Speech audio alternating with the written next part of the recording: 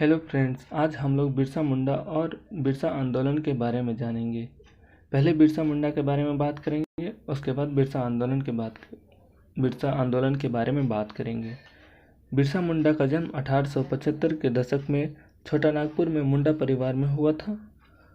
मुंडा एक जनजातीय समूह था जो छोटा नागपुर पठार में निवास करते थे। बिरसा जी 1900 में आदिवासी लोगों को भड़काने के आरोप में गिरफ्तार कर लिए गए और उन्हें 2 साल की सज़ा हो गई और अंततः 9 जून 1900 में अंग्रेज़ों द्वारा उन्हें एक धीमी जहर मीन्स स्लो पॉइजन देने के कारण उनकी मौत हो गई। बिरसा मुंडा का आरंभिक जीवन। बिरसा मुंडा की पढ़ाई सालगा गांव में प्रारंभिक पढ़ाई के बाद वे चाईबासा इंग्लिश मिडिल स्कूल में पढ़ने आए। इनका मन हमेशा अपने समाज की ब्रिटिश शासकों द्वारा की गई बुरी दशा पर सोचता रहता था। इस कारण उन्होंने मुंडा लोगों को अंग्रेज़ों से मुक्ति अपना नेतृत्व प्रदान किया। अब हम बात करेंगे बिरसा आंदोलन के बारे में। 1897 ईस्वी के बाद मुंडाओं ने सरदार आंदोलन चलाया, जो एक शांत प्राकृतिक का आंदोलन था, पर इससे आदिवासियों की स्थिति में कोई खास परिवर्तन नहीं आया। मुंडाओं ने आगामी आंदोलन को उग्र रूप देने का निर्णय सरदार आंदोलन के ठीक विपरीत रूप देने का निर्णय लिया। सरदार आंदोलन के ठीक विपरीत बिरसा मुंडा आंदोलन उग्र और हिंसक था। इस आंदोलन के नेता बिरसा मुंडा एक पढ़े लिखे युवा नेता थे। यह आंदोलन विभिन्न उद्देश्यों की पूर्ति के लिए शुरू किया गया था, इसलिए इसका स्वरूप भी मिश्रित था। यह आंदोलन आर्थिक, राजनीतिक परिवर्तन और धार्मिक पुनरुत्थान जैसे विभिन्न उद्देश्यों को प्राप्ति करने की इच्छा रखता था। चलिए पढ़ते हैं बिरसा मुंडा आंदोलन के उद्देश्य, नेतृत्वकर्ता और परिणाम के बारे में। बिरसा आंदोलन का आर्थिक उद्देश्य था दिकू जमींदारों, गैर आदिवासी जमींदार द्वारा हथियाए गए आदिवासी की कर मुक्ति, भूमि की वापसी, जिसके लिए आदिवासी लंबे समय से संघर्ष कर रहे थे। मुंडा समुदाय सरकार से न्याय पाने में असमर्थ रहे। इस असमर्थता से तंग आकर उन्होंने अंग्रेजी राज को समाप्त करने और मुंडा राज की स्थापना करने का निर्णय लिया। वे सभी ब्रिटिश अधिकारी और ईसाई मिशनों को अपने क्षेत्र से बाहर निकाल देना चाहते थे। बिरसा मुंडा ने एक नए धर्म का सहारा लेकर मुंडाओं को संगठित किया।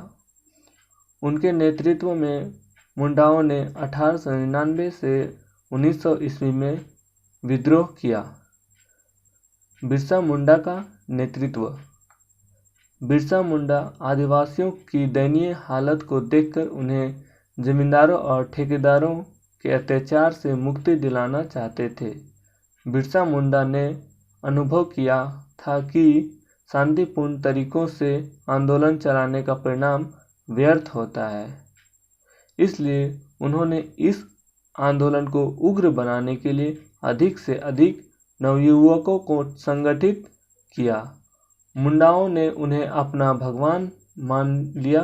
उनका प्रत्येक शब्द मुंडाओं के लिए मानो ब्रह्म वाक्य बन गया। बिरसा मुंडा ने घोषणा की, कोई भी सरकार को कर नहीं दे। मुंडाओं ने उनकी बातें मानी और पालन किया। बिरसा मुंडा की गिरफ्तारी। 1895 ईस्वी में बिरसा मुंडा को विद्रोह फैलाने और राज विरोधी षड्यंत्र करने के अपराध में गिरफ्तार कर लिया गया। उन्हें 2 वर्ष की कैद की सज़ा मिली। जेल से रिहा होने के बाद वह और भी सक्रिय होकर और अधिक गर्मजोशी से आदिवासी युवाओं को आंदोलन के लिए प्रेरित करने लगे।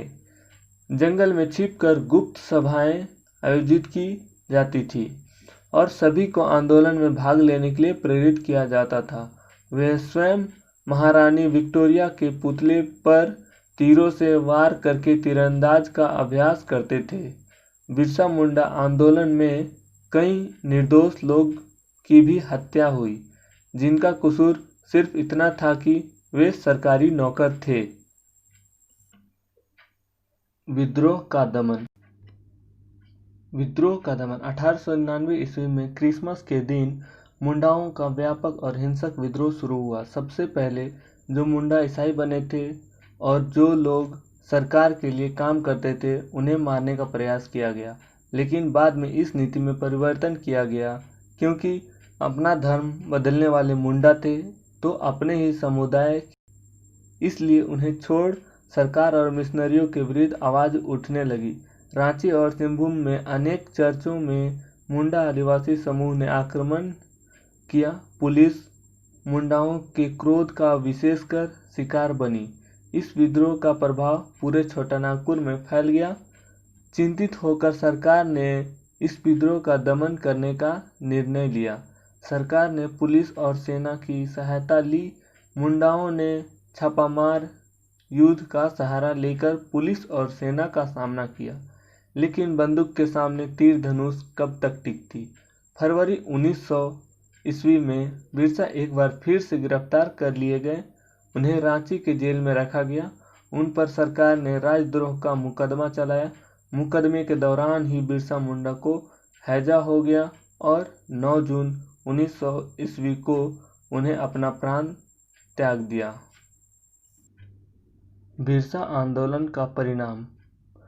बिरसा की मृत्यु के बाद बिरसा मुंडा आंदोलन स्थिर पड़ गया। बिरसा के 3 प्रमुख सहयोगी को फांसी की सजा दी गई। उनके मुंडाओं को जेल में ठूस दिया गया। परिणाम स्वरूप बिरसा मुंडा आंदोलन विफल हो गया। आदिवासी को इस आंदोलन से तत्काल कोई लाभ प्राप्त नहीं हुआ, परंतु सरकार को उनकी गंभीर स्थिति पर विचार करने के लिए बाध्य होना पड़ा। आदिवासियों की जमीन का सर्वे करवाया गया। 1908 ईस्वी में ही छोटानागपुर काश्तकारी कानून पारित हुआ। मुंडाओं को जमीन संबंधित कई अधिकार मिले और बेकारी से उन्हें मुक्ति मिली। मुंडा समुदाय आज भी बिरसा को अपना भगवान मानते हैं।